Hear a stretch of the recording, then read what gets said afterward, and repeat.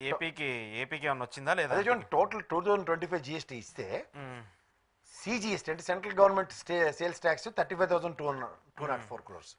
అలాగే ఎస్జిఎస్టీ అంటే state government central tax అంతా కలిపి 43,704 కోట్లు. ఐజిఎస్టీ అంటే ఇంక్లూడ్స్ ఇంపోర్ట్ ట్యాక్సెస్ 90,870 కోట్లు.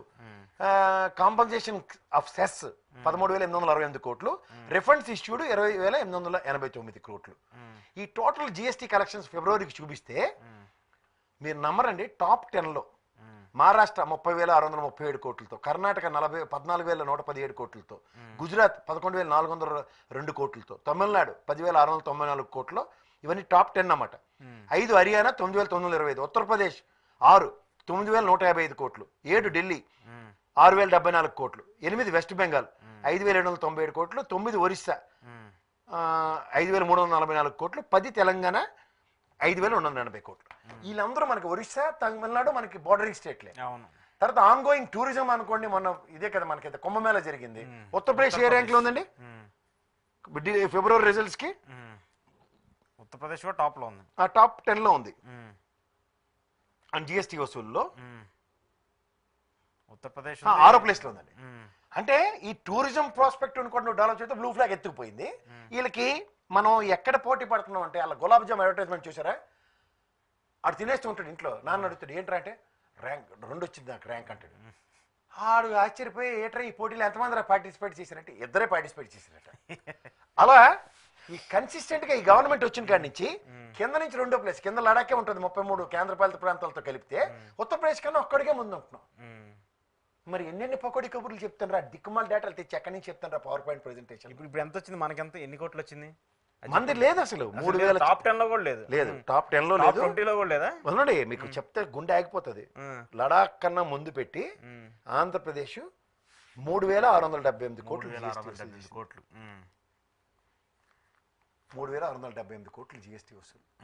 కాదండి, నాకు తెలియకడుగుతా, వీళ్ళు సంపద సృష్టిస్తాం, మమ్మల్ని మించిపోయిన వాళ్ళు లేరు, చంద్రబాబు నాయుడు గారు అంటే అసలు ప్రపంచం తిరగబెట్టేస్తారని చెప్పారు కదా. ఇవన్నీ ఎక్కడికి యాడ్ అవ్వాలా? Simple logic. దావోస్ పోయినరు, కోస్టల్ కారిడార్ గురించి చెప్పారు, పోర్ట్లు ఎన్ని ఉన్నాయి చెప్పారు, ఇంకా మరి విదేశీ మార్గదర్శనం మేము పిండేసినట్టు నిర్మలా సీతారామన్. ఈ బడ్జెట్లో మీరు ఆశ్చర్యపోయే కబుర్లు, అలా శశిధరూర్ గారికి అక్కడికి అర్థమై, మన తెలుగు పైవల్కేశ్వర్ కూడా మాసేట $1 బిలియన్ చెప్తాడు. వీళ్ళకి ఎన్ని సున్నాల తర్వాత సొక్క లెక్కలు కూడా తెలియదు 190 మందికి. నేను సార్ అకౌంట్ కూడా చెప్తున్నాను సార్, నాకు $1 బిలియన్ అంటే నిజంగా నాకు లెక్క కన్ఫ్యూజన్. మీకు కూడా అర్థం కాదు అది అవుతుంది. నేను లెక్క ఎట్టుకుని క్యాలిక్యులేటర్ మీద కొట్టుకుంటే అప్పుడు చెప్తానేమో, కానీ స్పాంటానియస్గా చూడండి, 1 10 100 స్థానం కామా, 1000 10,000 కామా, అది పెట్టలేరు కదా చాలా. 1,00,000 10 లక్షలు కామా, 1,00,00,000 10 కోట్లు కామా, తర్వాత 100 కోట్లు మనకు తెలుసు. ఈ ట్రిలియన్ కామాలు ఎవడో చెప్పనండి. కానీ భాష డిచ్చకంగా అమ్మ ఏం చెప్తారండి, పప్ప ప్రపంచంలో తిరగబడిపోయిన వ్యవస్థ మనదే ఉందంటండి. ఎందుకు? ప్రత్యక్ష పరోక్ష పనులు బాధ్యత. ట్రంప్ గడి బాగా చెప్పాడు, వీళ్ళంత దోపిడీ ఇంకెక్కడ లేదు. నిన్నెవడో అన్నాడు, ఇదేంటంటే జిఎస్టీ వసూలు ఎలాగుంది, ఇదంతా ఉండి 1,40,00,000 మందికి ఎవరు కదా, మనం పనులు కట్టి మాడి ఎరుమాలో కల్లరా, జీతానికి పని చేసిన నెల జీతంలో నీకు ట్యాక్స్ తగ్గొట్టే నీ మొహాన్ని ఇస్తున్నారు జీతం. ఇదిగాక సంవత్సరం అంతా నువ్వు ఇంకా తక్కువ కట్టు ఎక్కువ కట్టు ఇన్సూరెన్స్ల పాలసీలు అన్ని కట్టినా సరే మళ్ళీ ముక్కు పిండి మార్చుకోవచ్చు.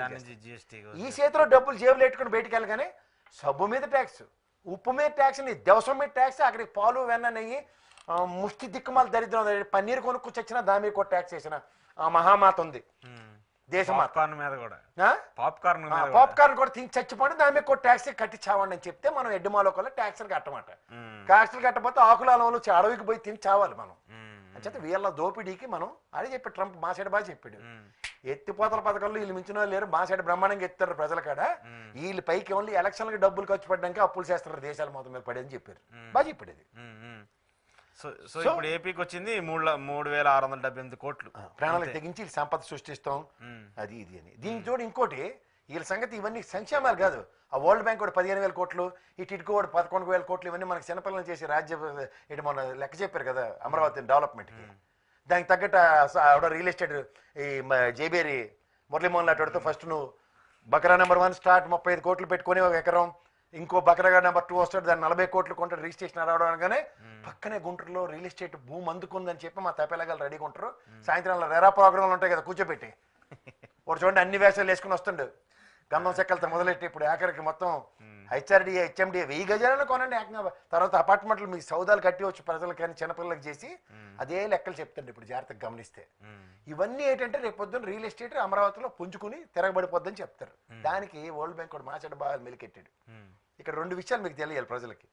ఒకటి వీళ్ళు ఒక పెద్ద రిటైనింగ్ వాళ్ళు ప్లాన్ చేస్తుంటారు. అవతల పక్క కృష్ణలంక రిటైనింగ్ వాళ్ళ ఆ ఎరుబాగులలో జగన్మోహన్ రెడ్డి కడితే ఏంటంటే కామన్ పీపుల్ చచ్చిపోకుండా ఈసారి ఆ తుఫాను 11 లక్షల పైచీలకు క్యూసెక్లు వాటర్ వచ్చినా ఎవ్వరు ప్రాణ నష్టాలు జరగకుండా వాళ్ళు శుభ్రంగా ఉన్నారు. ఇక్కడ ఈ రీటైనింగ్ వల్ల వాళ్ళ మూలికల రాజ్ది, అలా మన బీజేపీ రాజ్ది, ఆ లింగంలోని గెస్ట్ హౌస్లు పరిరక్షించడానికి వీళ్ళు రీటైనింగ్